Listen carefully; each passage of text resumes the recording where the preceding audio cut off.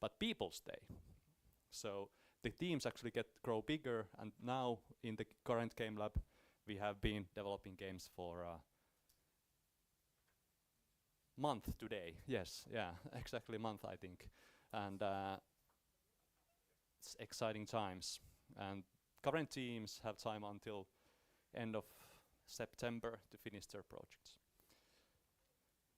I think we should be online now. Can we double check? in the Anyone have the stream open? All right. Yeah, seems to be working. Alright. Awesome. Excellent.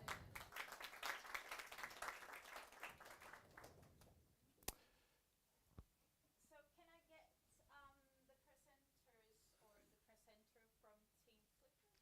Yep, they're here. Yes. Ready as ever. Looking fresh. Wait, we need everybody, or is it just the presenter? If the team wants to join, you can stand here as well. They're But if just you not gonna don't, stand there, they're gonna do the talking. Awesome. Do you have a video? yeah, it should start automatically. Automatically. That sounds scary. Click again.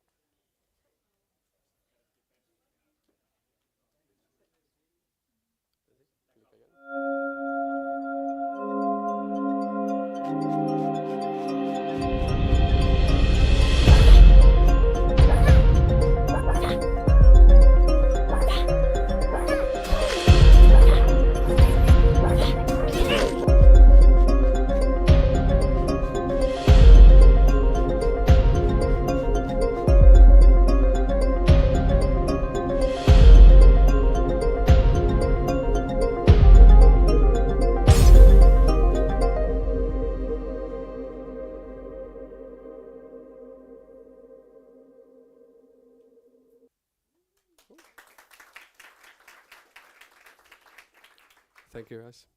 Hello, I'm Nestor, and I'm one of the team members that created Noki, Shards of the Untamed. Noki is a 3D action adventure game in which you experience the journey of a special penguin called Noki. The game starts off with Noki being outcast from its flock, and because of its all called magical hands that separate him from his flock.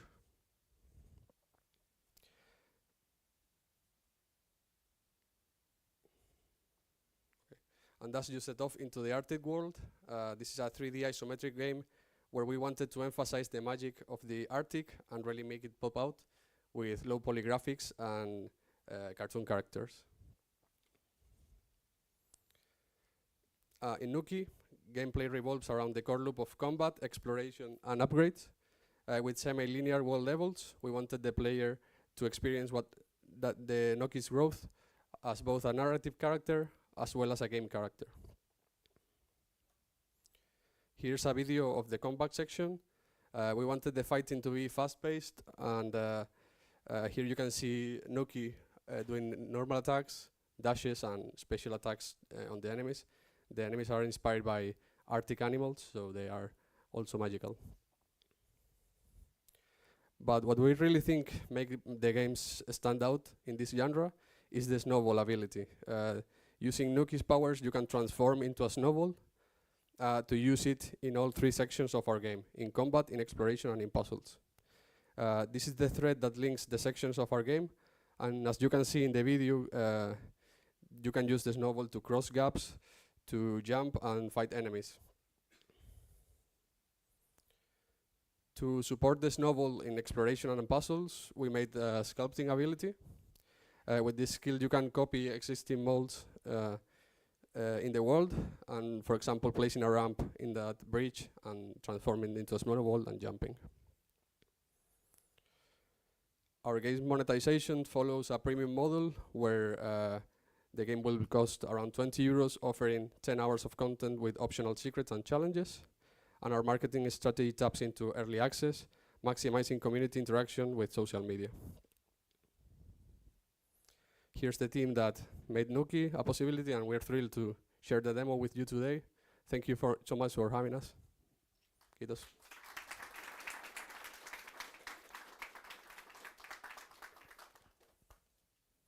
So we can take any questions.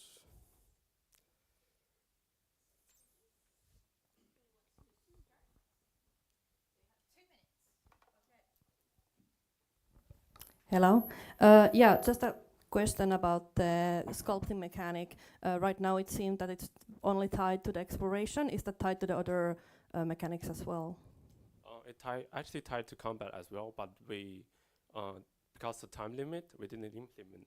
We have a prototype, but actually not implemented in this version. So you actually have a lot of the props you can learn and use in the combat.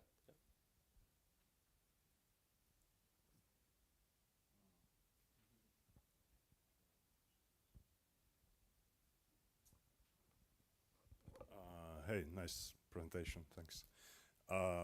Why the choice of the platform? What do you mean platform? So it seemed like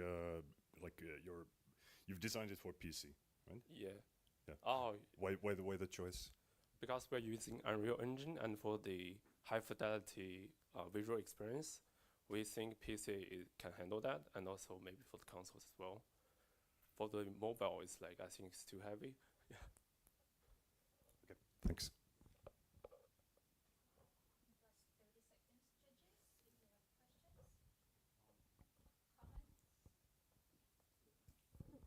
I had a question about the snowball effect. Was there a time limit that you could be in that sort of snowball mode?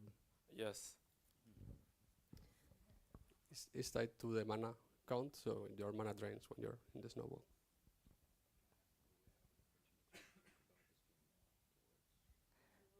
Very last question. Are you aware of the game Röki by Polygon Treehouse that has a very similar everything? I mean, not gameplay, but aesthetics and branding. Yeah, we were developing this for.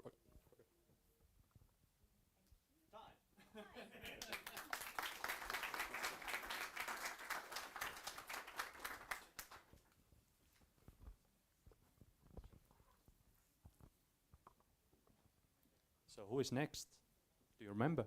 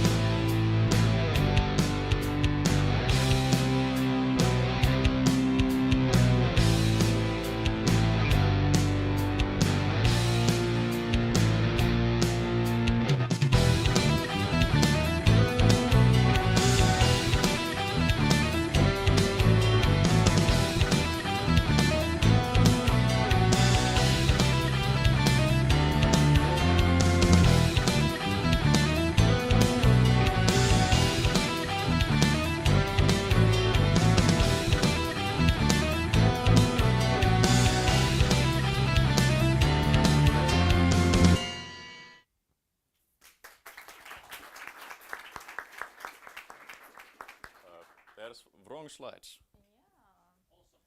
Yeah. Sorry. Let's see what happened here. No.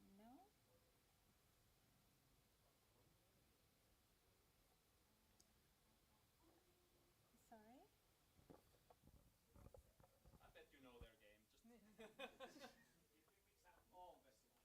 It's a game. Improvise. It's a game now. Yeah. Just improvise. And we pitch each other's slides. Yeah. I think that's great. Let's go. That's good approach actually. It's a great equifier. English broke.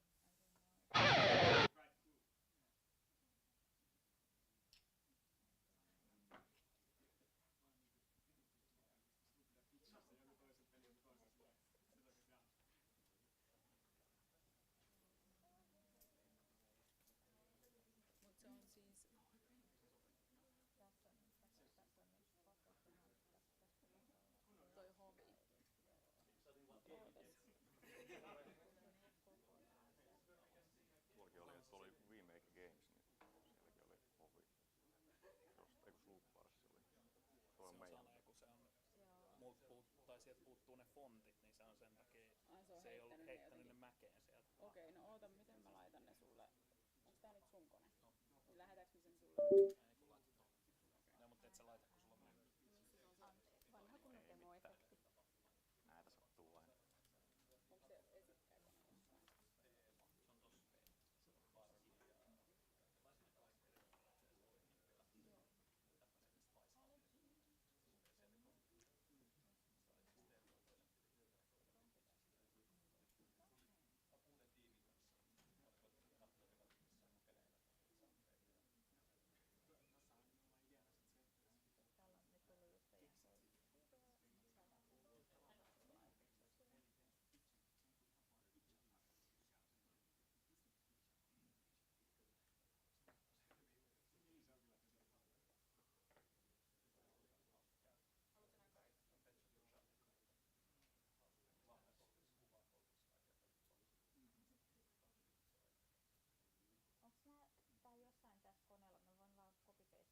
Joo, sori, oli vaan laitettiin vaan se yksi.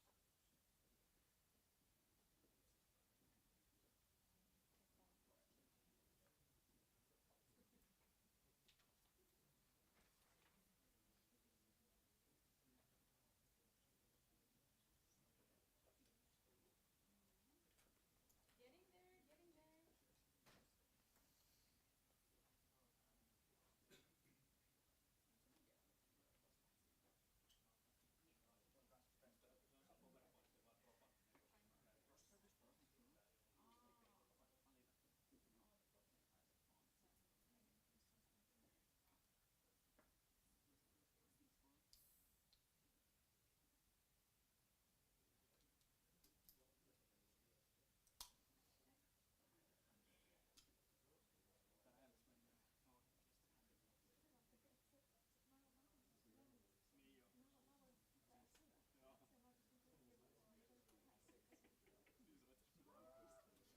there.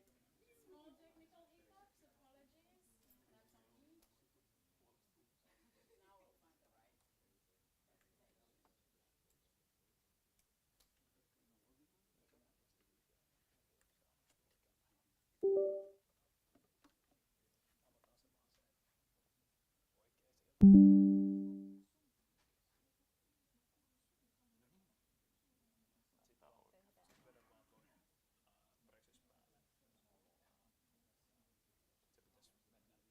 Vedä vaan tuon presis päälle. Se pitäis mennä. Mä double checkaan, et se menee tonne OBS. Yeah, this one's ours. That's yours. Some additional excitement. Really sorry, anteeksi. No worries, no worries. Things It happen. happens. Ei vieläkään. Ehkä.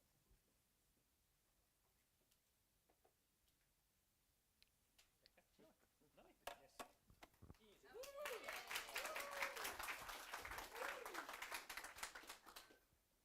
So yes, now we can begin the pitch. So yes, I'm Aaron and here's Saara. We are from Hovi and this is our game, Slug Wars. Change the slide. So yes, our game is an online multiplayer third-person shooter with a party game feel. That's a mouthful, yes. And we have wanted to make a game approachable for the less experienced players in the shooting game genre. And our game is played in a team deathmatch setting, where after every time you get defeated, you get to choose a power-up. And to win the game, you have to reduce the enemy team's life points to 0 and defeat the last remaining players of the opposing team. So, as stated earlier, after you get defeated, you get a power-up. These fun and exciting enhancements make you more powerful and work as a catch-up mechanic. However, with great power comes great responsibility, because the more power-ups you have, the more life points you are worth. So, choose your power-ups wisely and use them to your own advantage. And our target audience is mainly children aged 8 to 13 years old. To appeal to such a young audience, we have catered the looks of the game to be cartoonish and colorful. The gameplay is also pretty straightforward and easy to learn. On top of this, our wide selection of power-ups provide replayability for the players, because it will take multiple matches to experience them all. And yes, talking on the monetization side, our game features a freemium monetization model. We offer the player two versions, a free version and a premium version. In the free version, you can join the game and play the game.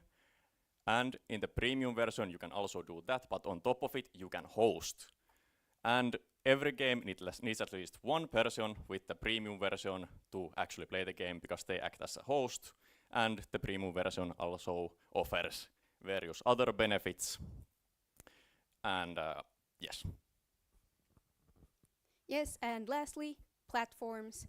Our current build is only for PC. However, we would like to expand further onto other platforms, especially mobile, because that is the biggest and most accessible to our players.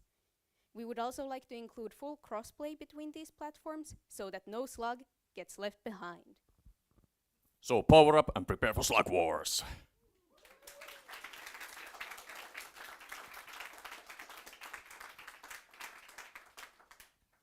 Okay, judges, 2 minutes. Hello. I've got a lot of notes. Very good presentation. A lot of potential, especially visually. It looks very interesting, and it might kind of create it like it's memeable, which is good for modern games. I have a main question about your monetization approach, because do you have any references to something like, do you know about any game that use the same approach? Yes. For example, the Jackbox games have it that only one person has to own it and the others can join it. And that allows it that everyone can sort of try the game, and then they can decide if they actually want it. So then what is the usage case, because it's a first-person shooter, and if the party games requires everybody to be in one place or connected, like to be in friends, this is kind of puts a little bit of a limitation on how many people can actually match. Why put such a limitation from the get-go if without allowing people that don't know each other to connect more easily? Yes. We also were thinking of adding a matchmaking system to the game that would allow you to play with other people, as well as it's kind of a party game in the same like Among Us, that you play it online through your friends, so you don't necessarily have to be in the same place. That's why it's a party game feel type of a game. Okay, thank you. Thank you. No questions. Looking forward to trying it out. What's the minimum amount of people you need for a match? The minimum is 1 versus 1, and we can scale it up to 4 versus 4 currently. Yeah, and also for your competitors, you said some big Nintendo IPs. How do you prepare to compete in marketing and such? We plan to find our own place in the market rather than going face to face with our unique twist with power-ups. Just to be clear, there's no multiplayer backend for this. It's all peer-to-peer.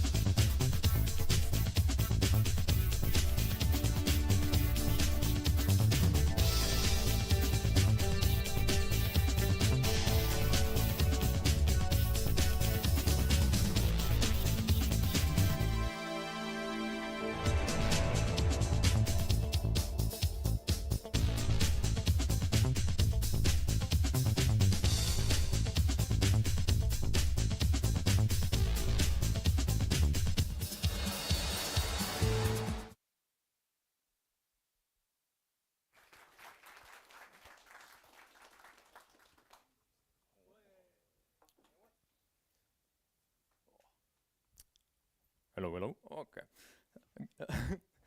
Good day. We are Aleksi Toivonen and Christian Labbas from Me Make Game, a group of 6 game devs from Almanedu with different backgrounds in gaming. At the moment, we are developing 2 highly different projects, one of which we are presenting here today. thank you. Bot of the Month is a local multiplayer party game which aims to bring a refreshing stream of content within the party game genre. Our game is focused around easy to use controls so that anyone can participate with even lacking in their gaming backgrounds. The core mechanic of the game is picking up and throwing different objects to score points. We intend on keeping the gameplay fresh and fun through the numerous levels. Each level comes with its own unique twist. Twists such as dispensing alien eggs out from a spaceship or loading up cannons in a fierce 2 versus 2 pirate ship battle. We are planning on releasing 15 to 20 levels for the base game's launch. We've got plenty of concept levels already planned out, and we are eagerly visiting different themes and settings for these upcoming levels. With these upcoming levels, our goal is to offer different experiences and additional customization options to the players. We've taken inspiration from games such as Crash Bash, Overcooked and Party Animals. With the spirit of these games in mind, we intend on making products which give the players most bang for the buck. We will deliver content with both quality and quantity in mind, so that the players would be interested in supporting future developments of the game. Thank you.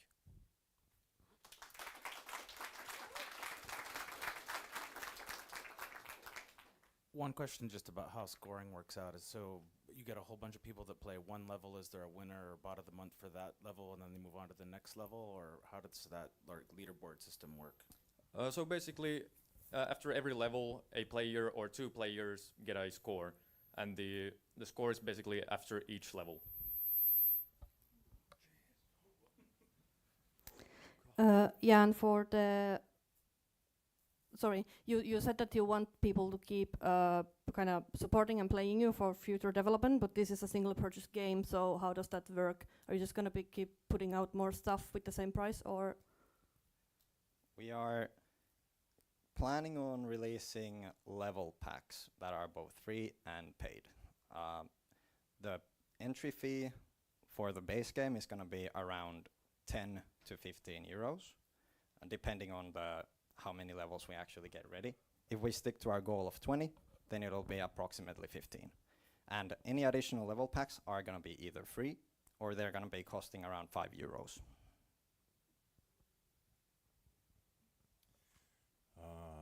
Lovely concept, lovely variation in the game. It's kind of like shines through. Can you tell me something more about your character design, about the bots? So currently we've only got 1 robot made. We're planning on possibly making another one. Currently the bot we have over here basically features very basic shapes, easy to look at and understand in the messy gameplay, which is like packed with action. So it's easy to identify where your robot is. And the bright colors also make them pop even more, so the player doesn't get confused. Thanks. Question again about the usage case. Since you say it's a party game, how do you think if from Jack in the Box you can definitely play in one party because there's mechanic with connecting with? Okay.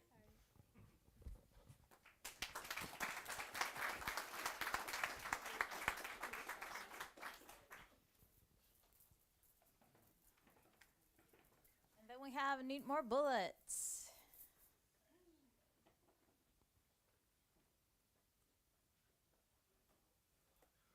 Hopefully, we'll have a video as well.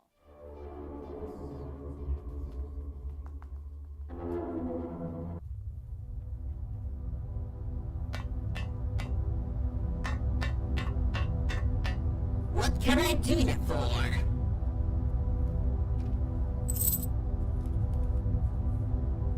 Oh yeah, it's all coming together.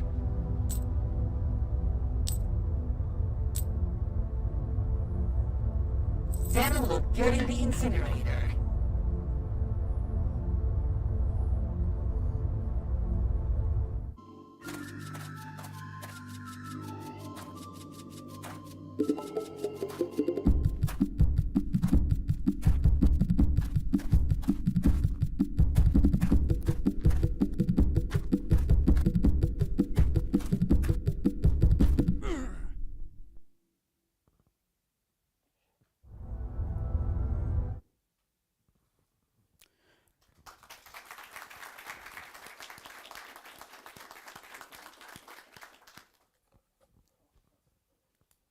Hello, I am Otto and this is Franz and we are Need More Bullets from Kajani. Today we are introducing a game, an action RPG game called Thrall, previously known as Diabolical but changed due to some possible copyright issues.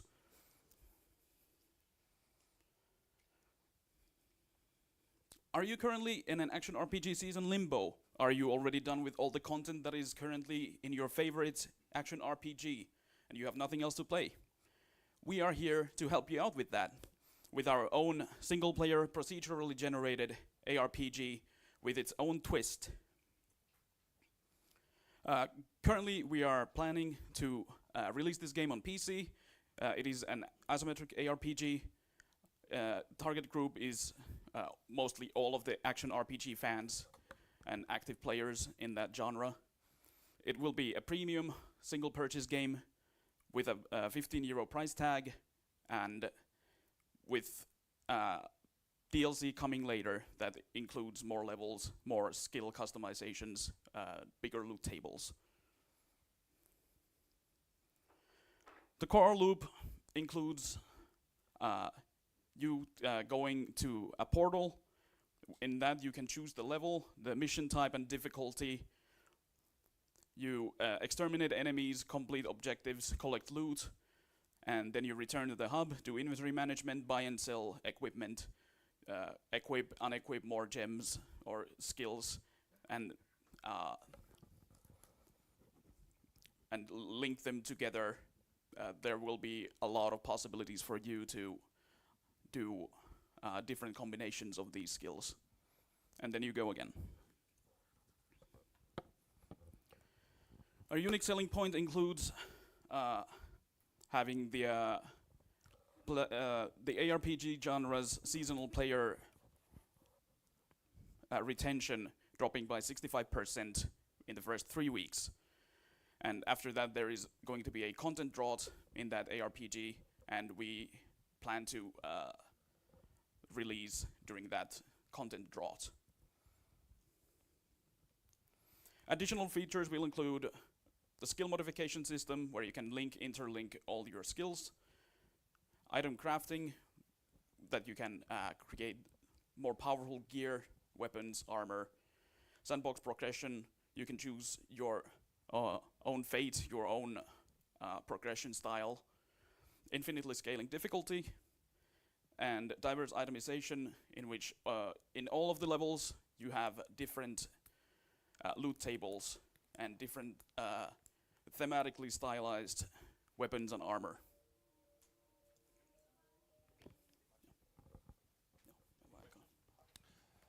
Yeah, thank you.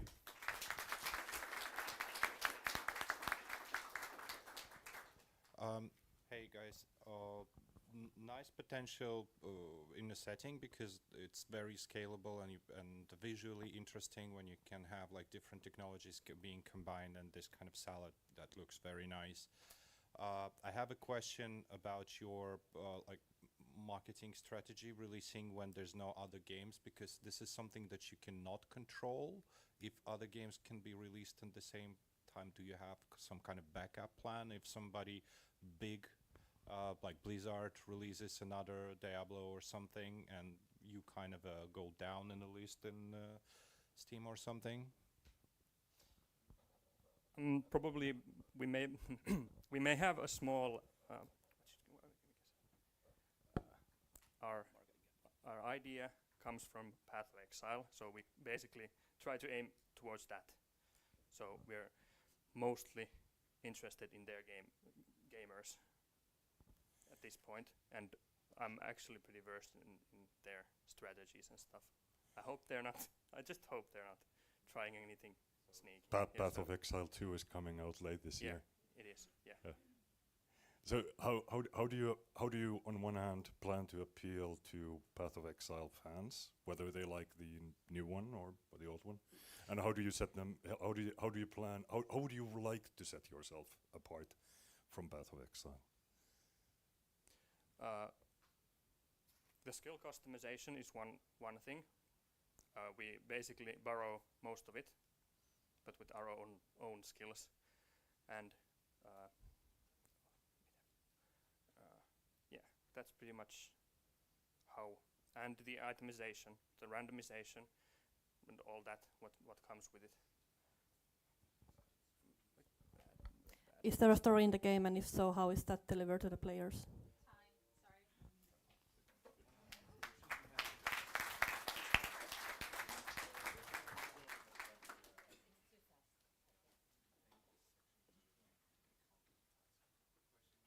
So thank you. Need more bullets with the wrong name here, but we have Pendulo.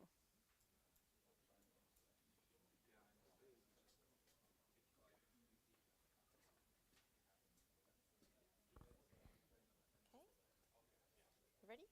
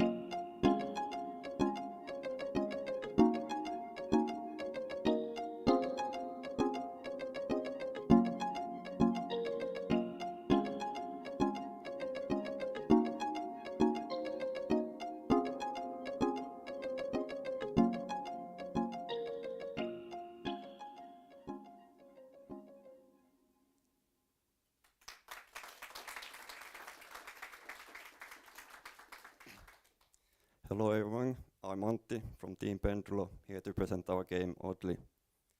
Odley is a game we have been developing for mobile platforms, trying to reach the casual audience.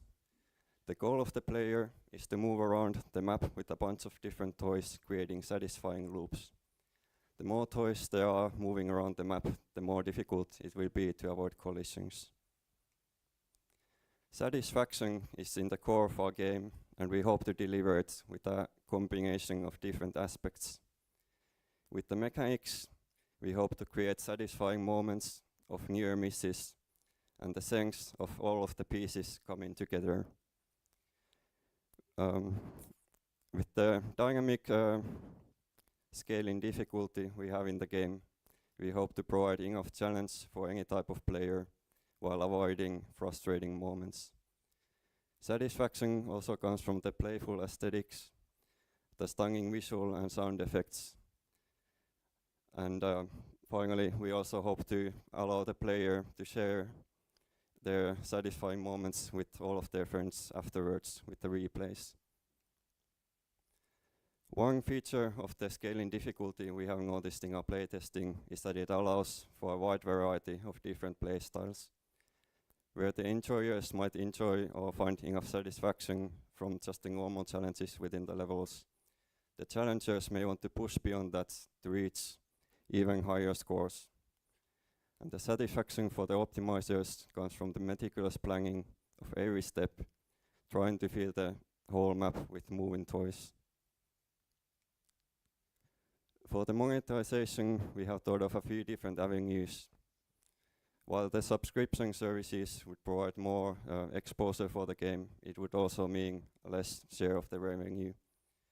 With the free-to-play model, we would focus on creating cosmetic purchases in the form of toys, which we have a wide design space for, and we can create with relative little effort. The game has been done by 7 dedicated students over the past 3 months. We are hoping to finish with the vertical slice soon enough and move on to producing content for an eventual release. The main form of the content would be then different levels, which we can make a new one in about a week.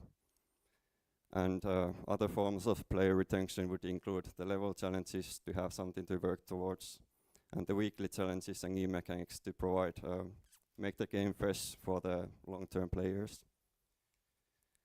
I hope you have found our game interesting and maybe even satisfying, and looking forward to any feedback you might have for us during the playing sessions.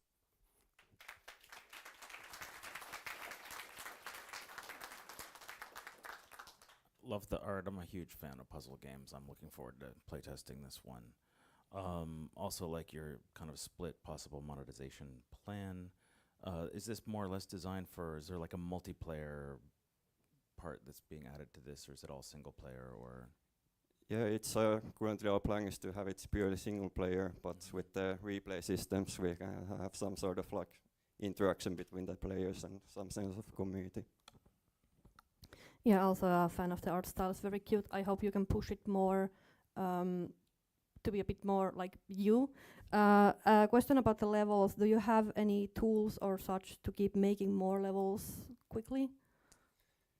Yeah, the game is still a bit in the early stages of development, but we have some kind of way to create new levels kind of easily, which is based on actually text files. But for once we start making more content for a potential release, then we'll work on some tools to make it more efficient to make new levels. Yeah. So you plan to make it free to play? Is your main monetization model, right? Yes, that would be our current plan. Do you have any financial support to do that? Sorry, can you repeat that? Do you have like any sponsors to do that? Like, do you know about the user acquisition, how it happens, and how much money does it require? Currently, we don't have like many sponsors or something like that. It's something we should try to research a bit before an eventual release. Hello. We don't have any sponsor right now, but we can do ASO for this App Store optimization, and we can run Google Ads for ourselves for the third world country. So we will get very cheap installation, and once we have like a specific amount of user and we had the feedback, so we implement and then we target the European and American region. This is our strategy.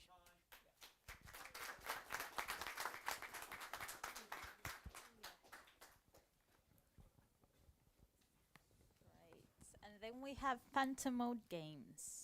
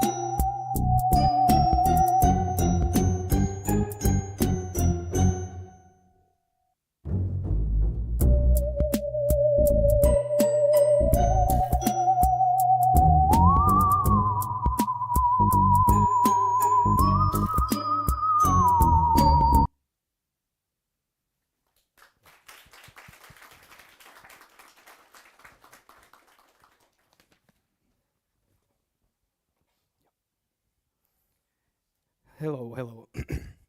So, as you saw, Phantomime is a single-player game with co-op mechanics, where you control two characters at the same time with one controller. So, get ready to have your brains and fingers get twisted up. So, the basic core loop of the game is that the levels are mostly symmetrical, so you have to guide the two ghost characters to the different, the opposite ends of the level, and it's a arcade kind of game with a high score and a timer system to reward good players. Our main selling point is the unique control scheme, which hasn't been explored that much in games, and we feel that this would also make for good streaming content with all the challenge we have. The initial content we're planning for the game is 4 differently themed worlds. You saw the harbor themed level and kind of Arctic North Pole themed level, and we in every world we're going to have a boss fight level with a different mechanic where we're expanding on the control scheme. Our target audience is most everyone, but players from ages 10 to 40, everyone who likes cute puzzle games, games with challenge in them, and we're kind of aiming for this to be a fun snack between more time-demanding games, which there are many today. And we've done some super special awesome market research that there is a demand for these kind of quirky games with fun control schemes such as Snake Pass or Brothers: A Tale of Two Sons. And we're currently planning for PC release on Steam and itch.io, but we have also tested our build on Xbox, so it works, so a possible console release might be a possibility in the future. And we're aiming for a price point about 5 to 10 euros, which is a pretty good price point for a game of this length.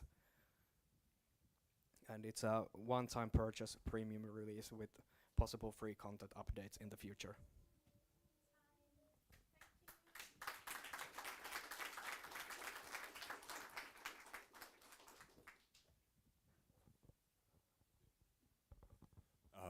I was curious, like, have you done any usability testing on the control scheme? Yes, we have tested it a lot ourselves, and in the pre-bits we have a lot of people going through the control scheme, and we actually tweaked it a lot coming here, because many people felt that it was really difficult controlling with full analog controls, so we changed it for 8-way controls, so there's less error in the movement. How do you see that? Like, if you're kind of like you're aiming for a fun snack game, which I think is like utterly reasonable, but like the reason why I was asking, because like it seems like the double control scheme is like has a very high cognitive load, like especially since like most games don't run that scheme. So how do you see that, like fun versus heavy?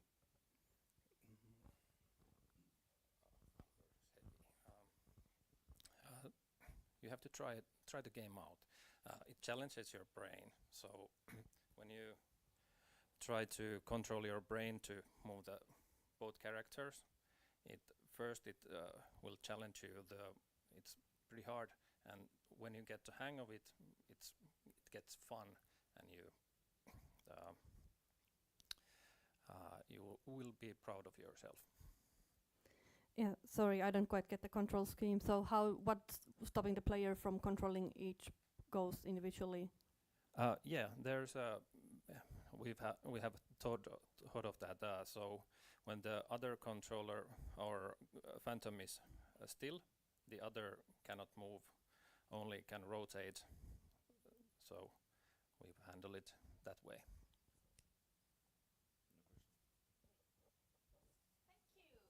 Thank you.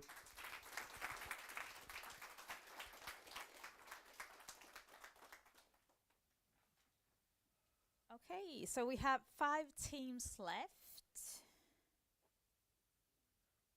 Can we have from teams? Is it Cyber? I'm Cyber. Thank you. Velocity Blaster.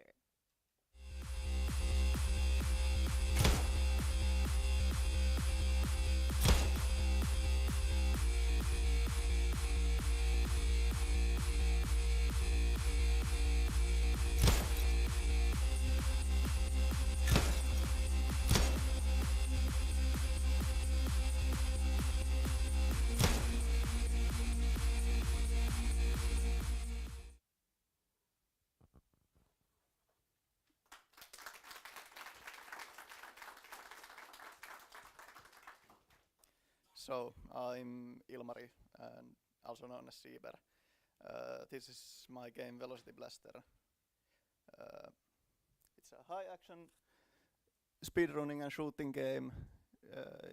You run through the levels as fast as possible and discover new ways of completing the levels faster than previously. Game is inspired by games like Neon White and super hot on the art style front. You need to destroy all the enemies to reach the end of the level, and the time is gonna count only then. And the game has a unique art style. Core loop consists of first playing through the level and finding out where all the targets are, and after you know where they are, you are gonna be able to make plans to go through the level faster and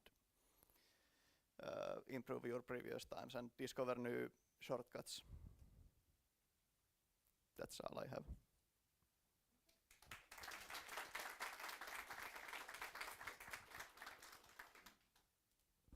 So basically, there's that. When we watched the trailer, there was that sort of green zone, and that was the end of the level. Yes. Okay. Question: you said that this is aimed at like speedrunning community. Is there? I just saw running and jumping and dashing. Is there going to be more high fidelity movement? Yeah, I will probably add some sort of power-ups for the later levels, but there is currently only 2 levels.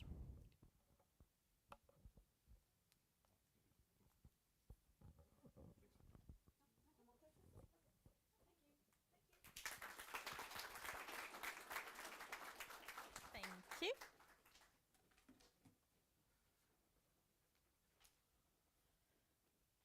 And then we have step on D4. Station Maximizer.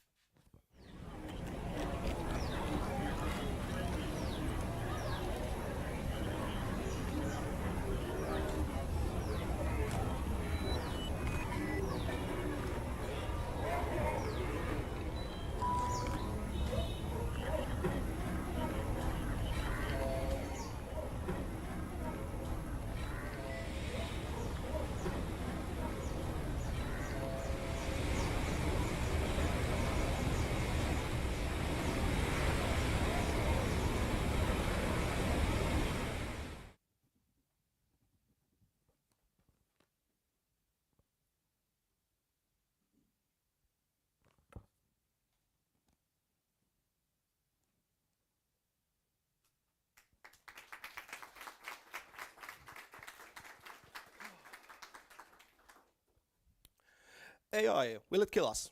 What happens when you give a manager AI full control of a space station? And only one rule above everything else: the station must stand. If this gave you a few worries, excellent. We want our player to be that AI. We looked at a few fandoms and found out there is quite a lot of interest for automation, management, and moral ambiguity. And that was pretty much the idea for our game. That's going to be a story-driven space station manager simulator.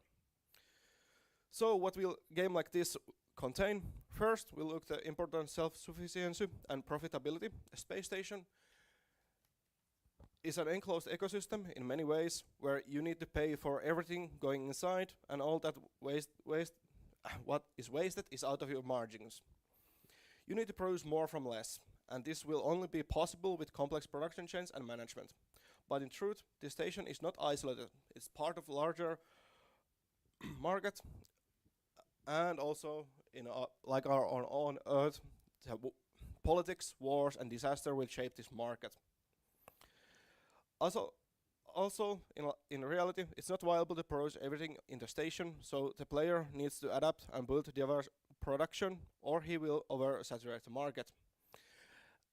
Does player want it or not, he's also part of this politics, and his decisions will shape the future outcomes and possibilities what he may choose. But we want our main focus of the game to be in the production management and station construction, with possibility of discovering futuristic tech that may open interesting doors. We have launched itch.io with our prototype for active feedback and community building. Also, we have planned for Steam launch through their early access route this summer, and we are now setting up a company for it. Thank you.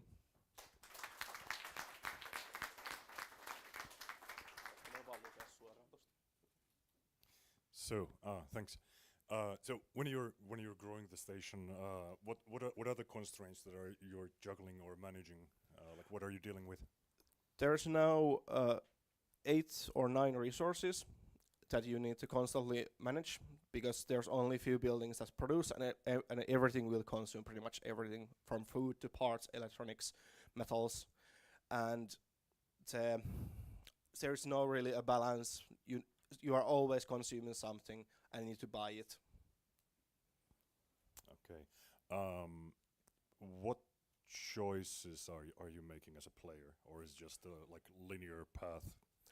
There will be, or it's already implemented on the basics of event system, where you are giving a text prompt of a little bit of story, and then you have a few options like go with what the human wants, do something else, or go against it. It's like if war happens, are you gonna side with the Empire or go with it on your own way? You said that you have a demo available on itch.io. What kind of attention has that garnered so far? It was on the itch.io front page when we launched it for the first time, and it got like 500 views, and it's now in following of like 10 people's.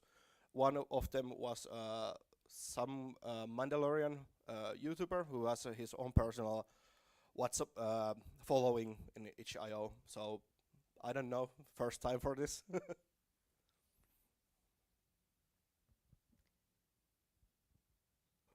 Have you played this yet with people? Yes, there we got 5 testers, and it was confusing, but we are working on that, and it's not for casuals.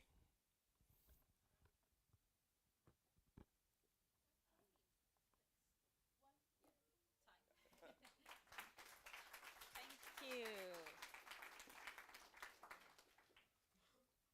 Excellent. So now we have Team Stonewalls Interactive. Welcome.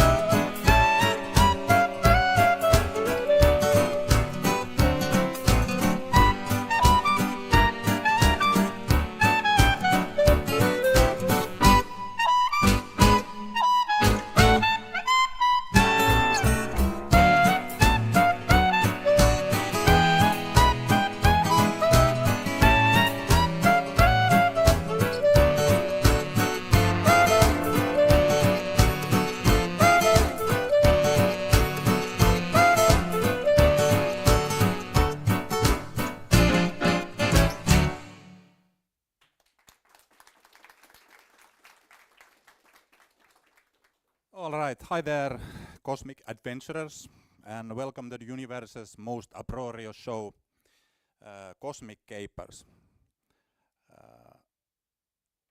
Let's jump ahead. In the heart of the cosmos lies the Prometheus Orbital Research Facility, housing a treasure trove of secrets. And the Galactic Intelligence Agency, always keen on gaining upper hand, orchestrates a grand competition against among its best agents.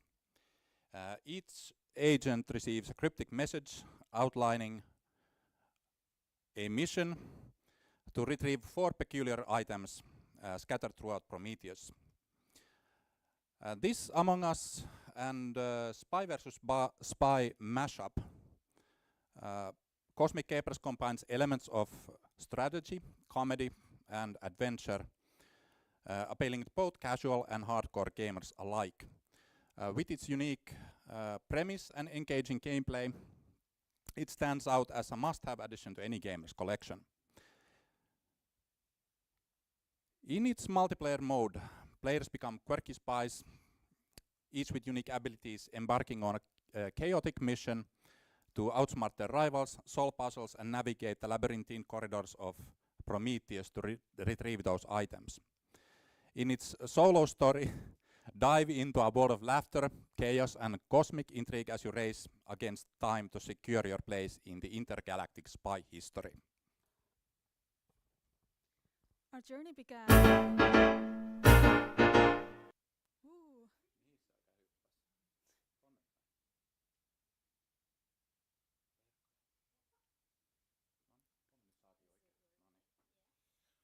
Ooh, it was a really good video, wasn't it? So yeah, our journey began on February of this year, and we now have a working multiplayer prototype.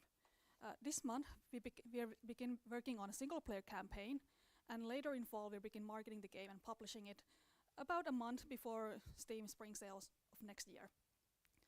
We are a team of 3 people, led by Mika here, and I, Amy Nuchenart, am our lead designer, and well, lead graphic designer, excuse me. Mika here is our lead designer. He does the coding. And we have also Bowen, who is not here with us today, but he does our 3D models.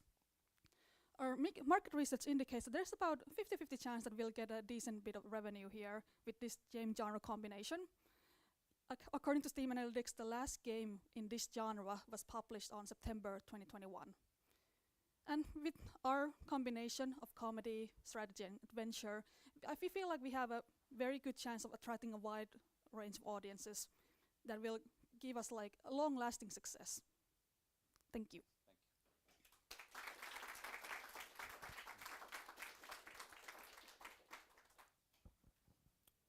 No real questions. I just really like these types of games. So congratulations for that.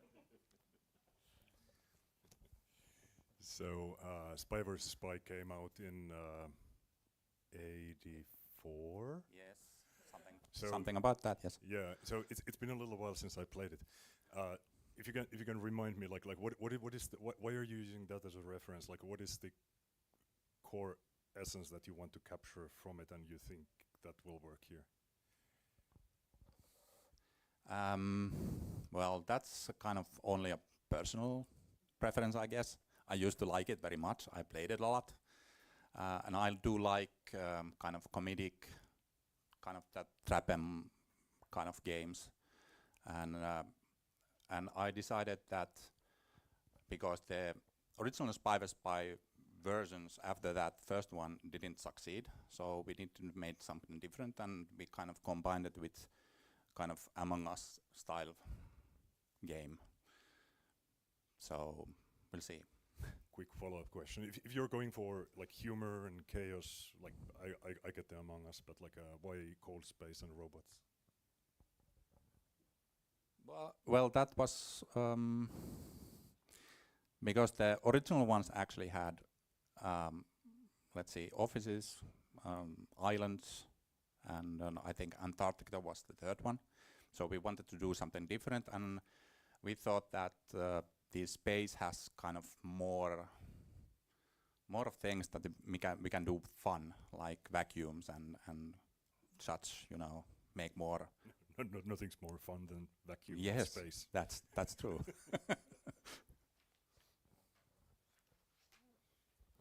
Do you have matchmaking built in? No, this is actually, at the moment, it's only local area network because it's more of a party game. There was more slides, but I didn't want to mess it up anymore, so. Thank you.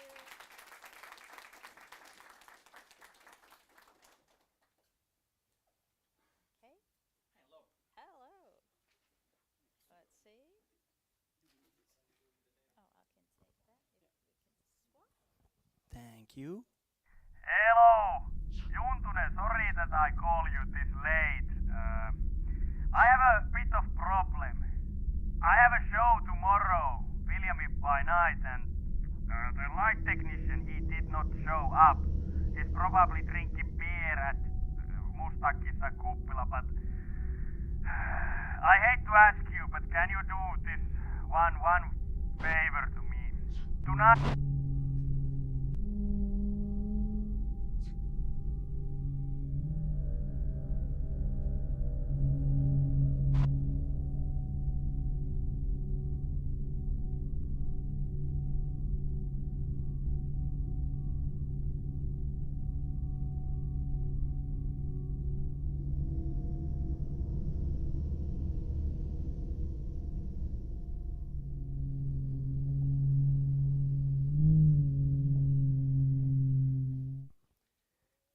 Okay. Hello, this is a pitch for Willam by Night. It's a game developed by light technicians who also like puzzle games and atmospheric horror. So, you guys, you need to know, best part of theater is actually lights. Lights are super cool, they make everything look cool, everything is beautiful. But indie game developers, we haven't have a choice, or we could have not made games with beautiful dynamic lights until Unreal Engine 5. At least we didn't know of any. So we decided that we make our dream game with the lights of a theater. So the game, it starts with you. You are a senior light technician who gets a call from his friend. Tomorrow is a premiere. But the light technician who used to be there, he's vanished. He's nowhere. They think he's drinking beer, but you don't know where he is. So you go to the theater and you do what you always do. You're a light designer. You have to help your friend. You go there, you find the lights in the theater, you install the lights, and then you do the scenes, light up the scenes. You have a lighting manual or light plan that's left by the previous guy, and then you try to make your best there. So the core loop is you look for the lights, you install the lights, and then you use your creativity to do all the scenes. And there's lots of scenes in the game, and you try to make them as beautiful as you can because you're a theater light technician. But because we are like technicians, we know what is actually challenging while doing all the lights in the theater. And it's of course the coast of the theater. Because the coast of the theater in our game is this little wooden guy, mascot, who follows you, he creeps up on you, and he's watching you. You need to be careful, because if he catches you, well, you don't want to know. A little bit about the team. We are really a team of 4, all light technicians, but we love making games. We have high motivation to do this game, and we've already pitched it to our own amateur theater, and they are super excited. So this is kind of niche game in that way. But also people who like atmospheric horror, I think you find it quite amusing. Also, hi to the stream. I think a lot of our theater people are here watching the stream because this is quite interesting to us. So that's our pitch. Thank you for watching.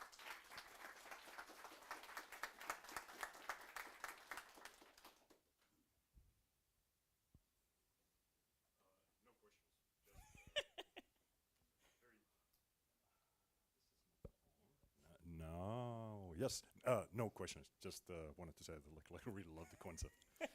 Thank you. Yeah, I was about to say, really sucker for the, like, you have a thing that someone does and you bring it into a game. Really love that. Can you, or is it tied to the horror aspect, the lights at all, or are they just completely separate things? They are not separate. Right now they are, but in the later versions you can actually use the light to block the movement of the coast, so you can be safe while you're doing the lights. So that's also a puzzle mechanic. And there's also a nod for the Alan Wake 2, I think. Nice, cool. Can you try this already somewhere? Yeah, we have the demo there. It's just one scene and a little bit like atmospheric stuff going on. We like it. I hope you like it too. Really looking forward to play testing this one because it'll answer a lot of questions with regards to what I need to do with the lights and everything. there are a ton of sort of atmospheric horror-based games out there. How are you really kind of cutting your own space in this niche? I think atmospheric horror is like a niche thing in the end. If you find your own way, if you find something that is interesting and unique, that's what we do here. So I hope people find it, and we already are building a community around the game. Waiting for the wish lists when we have them. Yeah, just a question. I'm not a light technician, obviously, but how much does the end product like reflect the real thing that you do? Are you going to like full realism or? Ask this question again at our booth, because a lot, but we try to simplify it and gamify it in a way that it's easy for player to play. So that's our goal.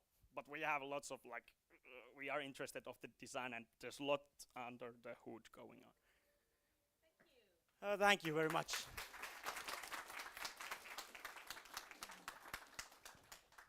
Thank you. That was the Unreal Ramen Club. And then we have our last team of the day, Varattu Valo Games. Thalassophobia?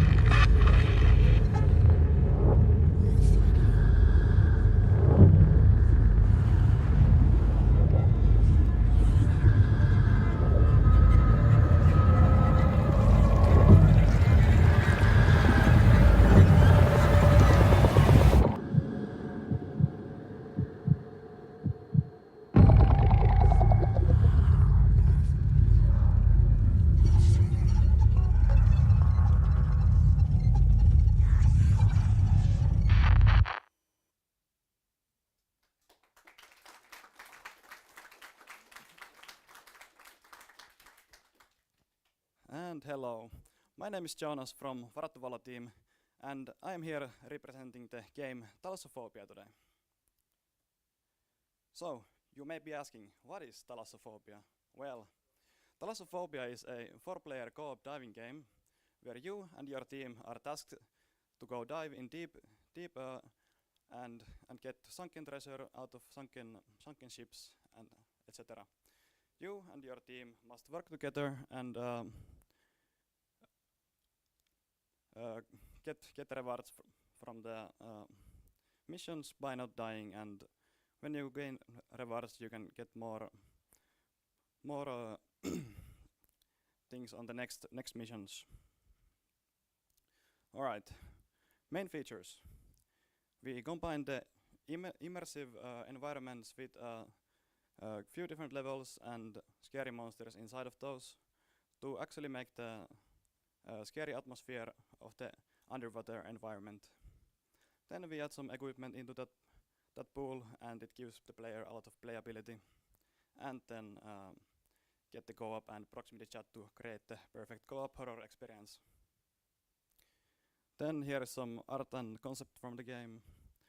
On the left, some in-game pictures, and on the right, some earlier concept. Then a little bit about the enemies. We are hoping to have about 8 enemies in the game when we launch the game, and then we can actually vary the enemies every time we go inside of a level, so you never actually know what you're up against. Then here is some about our marketing. We are mainly on TikTok right now. We have gained about 2,000 followers and 100,000 likes, and converted 5,124 of those into actual wish lists on Steam. Then about publishing, we are planning to publish the game on early 2025 to PC and Steam, and release it as an early access and add more game content later on. We plan on having a 10 to 15 purchasing price and publishing the game on sale for more visibility on launch, because that is how Steam actually works. And if the game gains traction, we plan to release it to consoles like Xbox and PlayStation. And after that, we are gonna make VR because we actually know that it would be fun and everybody would love it. All right, thank you. Please go wishlist our game and go follow our socials from the link below.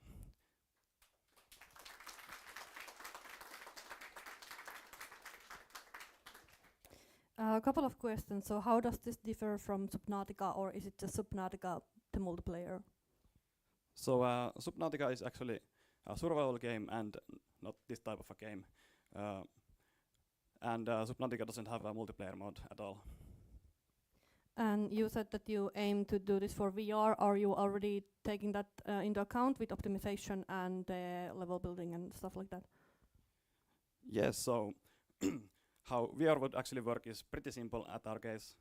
We need to do more optimization before that, but the player controls and that are very easy to make at our current plan. Also wanted to say the enemy concepts look really cool. Yeah, thank you. Thought so too. How do you like specifically in the context of the like co-op experience? How do you interact with the monsters? So first thing is the lights. Some of the monsters react to the lights, and then there's other equipment like something you may be able to shoot them with, but we keep that to minimal because it's a horror game. Looked great. Thank you.